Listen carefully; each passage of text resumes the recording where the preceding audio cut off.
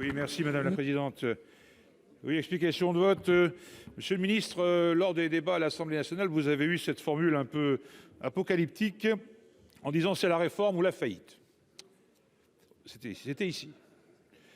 Alors j'oppose cette formule aux propos tenus par le président du Conseil d'orientation des retraites, monsieur Pierre-Louis Bras, qui dit tranquillement les dépenses de retraite ne dérapent pas, elles sont relativement maîtrisées.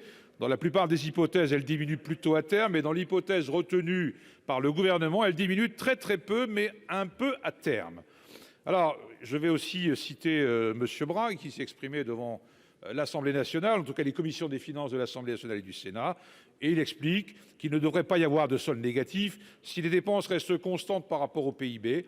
C'est là où il va y avoir des évolutions qui ne sont pas intuitives, et il explique ce déficit par 3 phénomènes clairs, dont les 2 principaux sont les suivants. Tout d'abord, la baisse des dépenses de retraite de l'État employeur pour ses fonctionnaires, alors que ces cotisations représentent 15% de l'ensemble des cotisations versées, quand les fonctionnaires ne représentent que 8% de l'emploi total.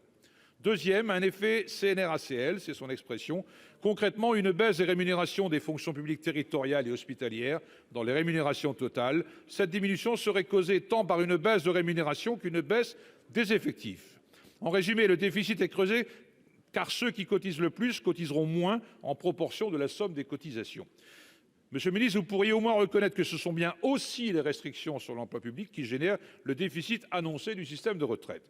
Et vous pourriez aussi reconnaître que vous projetez des économies non seulement sur les retraites en allongeant l'âge de départ, mais également sur toutes les administrations publiques par la diminution du nombre de fonctionnaires d'État hospitaliers et territoriaux. Hospitaliers et territoriaux, car à terme, ce sont eux, c'est dans l'article liminaire, qui contribueront le plus à la diminution des déficits publics. Merci, cher collègue.